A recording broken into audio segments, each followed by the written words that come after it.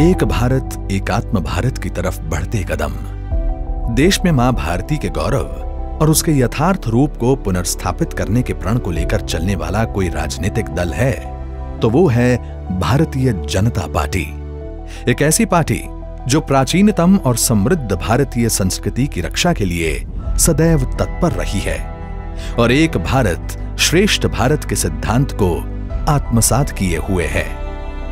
भाजपा की सरकारें हमेशा भारतीय संस्कृति को सर्वोपरि रखते हुए अंत्योदय के मूल मंत्र पर चली हैं। मोदी सरकार 2.0 भी पार्टी की इस विचारधारा को आगे बढ़ाते हुए देश की वर्षों जूनी समस्याओं के समाधान के लिए मिशन मोड पर काम कर रही है।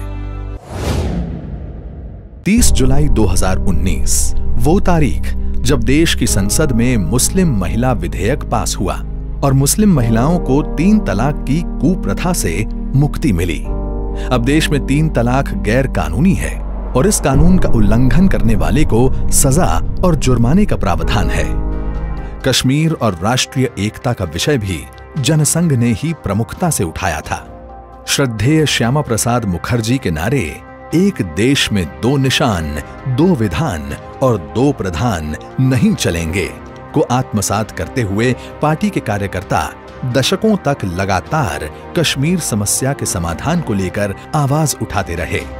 लेकिन इस समस्या का समाधान हुआ 5 अगस्त 2019 को, जब जम्मू कश्मीर से अनुच्छेद 370 और 35A को हटाने के फैसले को संसद की मंजूरी मिली। इसके बाद जम्मू कश्मीर और लद्दाख 2 केंद्र शासित प्रदेश बनाए गए। अनुच्छेद 370 के हटने के साथ ही इन दोनों राज्यों में भारतीय संविधान लागू हो गया, जिससे वहां रहने वाले सभी नागरिकों को भारत के अन्य नागरिकों के समान अधिकार प्राप्त हो गए। जम्मू कश्मीर के सरकारी भवनों पर से वहां का अलग झंडा हटा लिया गया और अब उसकी जगह सिर्फ तिरंगा लहरा रहा है। अलगाववाद, आतंकवाद, परिवारवाद और भ्रष्टाचार पर लगाम लगी है और वहां के लोगों का भविष्य भी सुरक्षित हो रहा है। जम्मू कश्मीर के मूल निवास प्रमाण पत्र के नियमों को भी पुनः निर्धारित किया गया है। प्रदेश में अब तक सौतेला व्यवहार झेल रहे पश्चिमी पाकिस्तान से आए शरणार्थी और सफाई कर्मचारियों के बच्चे भी अब नियमानुसार जम्मू कश्मीर में डोमिसाइल प्राप्त कर सकते हैं।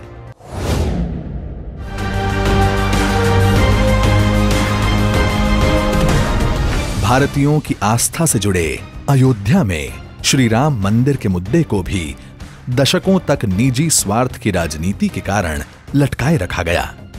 भाजपा ने राम जन्मभूमि पर मंदिर निर्माण के लिए अनवरत संघर्ष किया।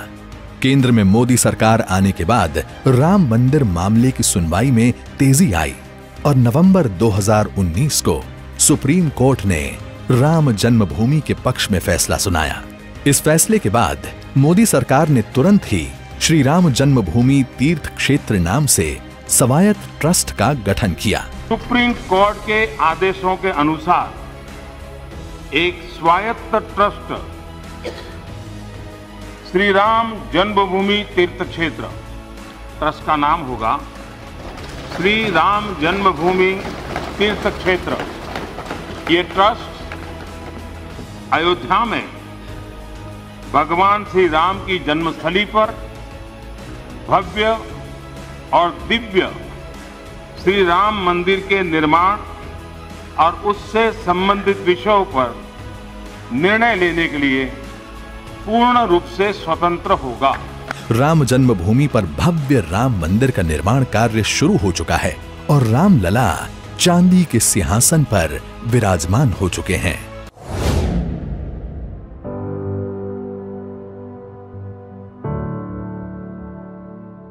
नेहरू लियाकत समझौते के बाद से ही पाकिस्तान में प्रताड़ित किए गए हिंदू, सिख व अन्य लोगों को भी न्याय मोदी सरकार 2.0 में ही मिला।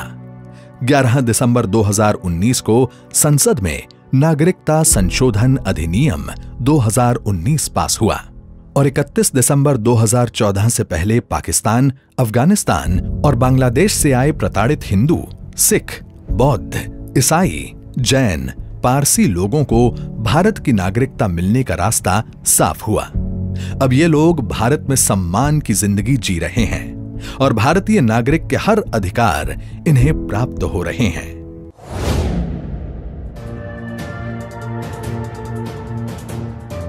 उत्तर पूर्व की प्रगति और वहां के लोगों के सशक्तिकरण के लिए मोदी सरकार सदैव प्रतिबद्ध रही है।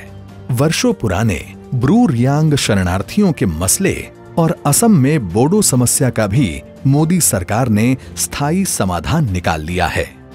करीब 34,000 ब्रू शरणार्थियों को त्रिपुरा में बसाया जा रहा है और उनके पुनर्वास के लिए केंद्र सरकार आर्थिक मदद भी कर रही है।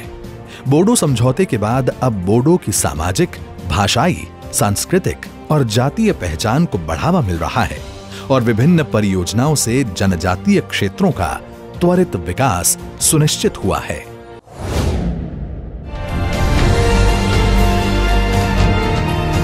पाकिस्तान के कब्जे वाले कश्मीर को लेकर मोदी सरकार और भाजपा मित्र सरकार का स्पष्ट मानना है कि पीओके भारत का अभिन्न हिस्सा है और उस पर पाकिस्तान ने अवैध रूप से कब्जा कर रखा है।